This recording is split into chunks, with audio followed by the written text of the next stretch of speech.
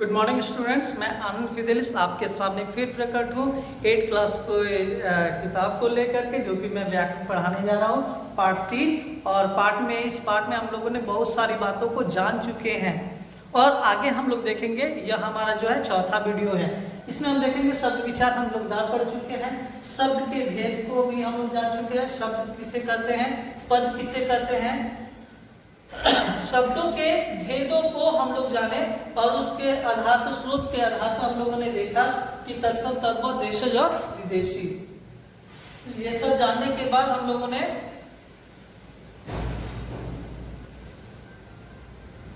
रचना के आधार पर हम लोगों ने शब्द भेद देखा कि रचना के आधार पर शब्दों को 3 भाग में बांटा गया, रूढ़ शब्द, यौगिक शब्द और योग रूढ़ शब्द। उसके बाद व्याकरणिक प्रकार के आधार पर हम लोगों ने जाना कि शब्दों को 2 भागों में बांटा गया, विकारी और अविकारी।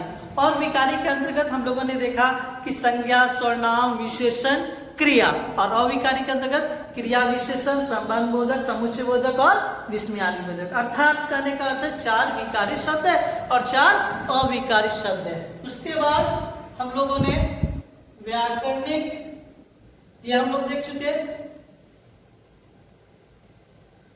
अर्थ के आधार पर हम लोगों ने देखा कि अर्थ के आधार पर शब्दों को बांटा गया, एकार्थी शब्द, अनेकार्थी शब्द, पर्यायवाची शब्द, विपरीतार्थक शब्द। और उसके अलावा हम लोगों ने श्रुति शब्द, विनार्थक शब्द, अनेक शब्दों के लिए। आज अभी हम लोग देखेंगे, जो कि चौथे वीडियो में है, प्रयोग के आधार पर। बच्चों, ये जानना बहुत ही जरूरी है कि बहुत सारी जगह पर हम लोग प्रयोग करते हैं, लेकिन हम जानते नहीं है कि किस ढंग से कहां पे प्रयोग किया है। तो प्रयोग के आधार पर शब्दों को 2 रूपों में वर्गीकृत किया गया है, 2 रूपों में बांट दिया गया है। पहले देखेंगे सामान्य शब्द और तकनीकी शब्द, यानी अपने आप में कुछ तकनीकी लगाकर उसको बना देना। तो लेकिन यहाँ पे देखेंगे सामान्य शब्दावली, आम प्रयोग की भाषा में शब्द, आम प्रयोग जो हम बोलचाल की भाषा में प्रयोग करते हैं, जैसे रोटी, कपड़ा, मकान, खाना आदि। और तकनीकी शब्द वे शब्द जिनका प्रयोग विभिन्न विषयों, व्यवसायों, विज्ञान अथवा किसी कार्य क्षेत्र विशेष में होता है, किसी कार्य क्षेत्र में विशेष रूप से उसका प्रयोग करते हैं, वे तकनीकी शब्द होते हैं। जैसे सचिव, रसायन, परमाणु ऊर्जा, अर्थशास्त्र, वाणिज्य, वरिष्ठ, निदेशालय, रसायन। मतलब बोलने से ही पता चलता है कि यह बहुत ही तकनीकी रूप से इसका प्रयोग किया गया है। तो अब हम आते हैं बच्चों, अब तक हमने क्या सीखा, यानी ये जो तीसरा चैप्टर जो है, इसमें अंतर्गत हम लोगों ने क्या सीखा ये जानेंगे।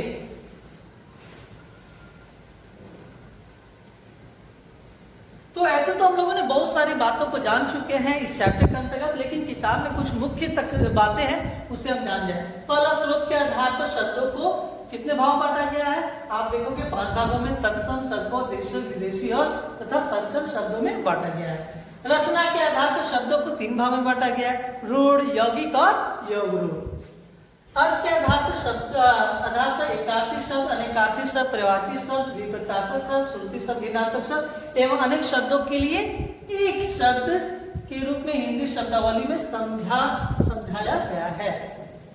व्याकरणिक प्रकार के आधार पर शब्दों को दो भागों में बांटा गया, विकारी और अविकारी।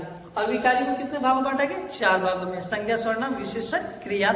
अविकारी क्रिया, विशेषण, संबंध बोधक, समुच्चय बोधक और विस्मयादि बोधक। उसके बाद प्रयोग के आधार पर सामान्य तथा तकनीकी शब्द। बच्चों, अब हम आते हैं अभ्यास की ओर। अभ्यास जानना बहुत ही जरूरी है, जो आप अपने कॉपी में करोगे।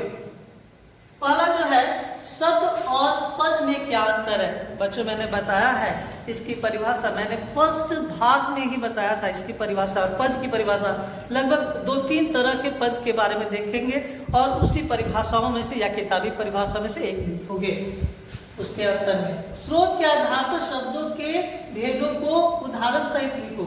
जब स्रोत के आधार पर आप पढ़ोगे, यानी स्रोत अर्थात उत्पत्ति, तो उत्पत्ति के आधार पर शब्दों को कितने भागों में बांटा गया, 5। कौन कौन, तत्सम, तद्भव, देशज, विदेशी और संकर शब्द। और उसके बारे में एक एक उदाहरण दे दोगे परिभाषा लिखकर। यौगिक और योग रूढ़ शब्द एक दूसरे से कैसे हैं इसकी परिभाषा लिख दोगे, लिख करके उसका एक एक उदाहरण दे दोगे। यौगिक की परिभाषा जैसा कि मैंने बताया कि या तो मेरी परिभाषा या तो किताबी परिभाषा, जब दो रूढ़ शब्द मिल करके एक नए शब्द का निर्माण करते हैं उसे यौगिक कहते हैं। उदाहरण के लिए मैंने बताया भी था। और योग रूढ़ शब्द, जब दो रूढ़ शब्द मिल करके एक नए शब्द यानी शब्द का निर्माण करते हैं और उसका प्रभाव किसी तीसरे के ऊपर पड़ता है। उसके बाद हम आते हैं अर्थ के आधार पर शब्दों के भेद कौन कौन है। तो अर्थ के आधार पर आप बता सकते हो, किताब में दिए गए 5 ऐसे तत्सम तद्भव पांच ऐसे तत्सम शब्द लिखिए जिनका हम अक्सर तद्भव के रूप में प्रयोग करते हैं। किताब के ठीक तीसरे पार्ट में दूसरे पेज पर ही आपको मिल जाएगी इस परिभाषा। अब हम आते हैं कुछ निम्नलिखित शब्दों के सामने लिखी कि वे किस विदेशी भाषा से संबंधित है। बच्चों ये सारे जो शब्द जो है आपके किताब में भी दिए गए इसके जवाब। जैसे कागज, तो कागज फारसी शब्द है, साबुन क्या है पुर्तगाली शब्द है, आईना क्या है तुर्की शब्द है। तो हर एक चीजों को आप ध्यान से देखोगे आपको आंसर जरूर मिलेंगे। उसके बाद रिक्त स्थानों को भरे। एक ही अर्थ देने वाले शब्द को क्या करते हैं एकार्थी शब्द। Very good. समुच्चय बोधक क्या है, विकारी या अविकारी। वेरी गुड, अविकारी। अस्थि का तद्भव शब्द क्या होगा, आपके अंदर में हड्डी। मूल शब्दों के योग से बने शब्द क्या कहलाते हैं, आप क्या बताओगे। मूल शब्दों के योग से बने यानी योग यानी जुड़ करके योग। कालीन हिंदी में डैश भाषा है तो तुर्की भाषा है। बच्चों यहाँ पर ध्यान रखते दिए गए रूढ़ यौगिक अवयव रूढ़ के स्थान पर लिखे। पानी क्या है रूढ़ शब्द, हिमालय क्या है क्या बनेगा योग रूढ़, सेब रूढ़, स्नान घर यौगिक, बर्फ रूढ़, पुस्तकालय आपको आ जाएगा यौगिक, पंकज योग रूढ़ और जलद योग। समझिए और संकर शब्द बनाइए। सिलवट कहते हैं आप जानते ही हो, तो सिलवट यानी वर्ड लिख दोगे। फूल जोड़ दान फूलदान, रेल जोड़ गाड़ी रेलगाड़ी, डाक जोड़ घर डाकघर। उसके आधार पर अभी हम देखेंगे बहुविकल्पीय प्रश्न। बहुविकल्पीय प्रश्न क्या है, वे शब्द जिनमें किसी भी कारण से परिवर्तन नहीं होता ऐसे शब्द को कैसा शब्द कहते हैं, अविकारी। देवालय शब्द है क्या, कैसा शब्द है देवालय आप जानते हो, तो देवालय शब्द आपका आप देखोगे यह जो है यौगिक शब्द है। देवजोड़ आलय योग शब्द यानी देवता का घर जिसको हम लोग कहते हैं। पुर्तगाली शब्द नहीं है तो पुर्तगाली शब्द इसमें कॉफी जो है नहीं है। देशा शब्द कौन है, तो देशा शब्द अपना थैला है। और रचनात्मक गतिविधि आप पढ़ोगे और उसको करोगे। बच्चों आज के लिए इतना ही, और ध्यान रखेंगे इसके प्रश्न उत्तर को आप अपनी कॉपी में बना लोगे, क्योंकि स्कूल खुलने के बाद तुरंत आपसे कॉपी मांगा जाएगा, देखा जाएगा और तब आपको उस पर भी मार्क्स मिलेंगे। तो बच्चों आज के लिए इतना ही, तब तक के लिए धन्यवाद। इस चैनल को सब्सक्राइब कीजिए और अपने दोस्तों के साथ शेयर कीजिए। और कुछ क्षणों के बाद आपको हॉलीडे होमवर्क भी आपको दिया जाएगा, जो कि वो आपके हिंदी बुक से रहेंगे और आपके व्याकरण किताब से रहेंगे। आज के लिए इतना ही, तब तक के लिए धन्यवाद।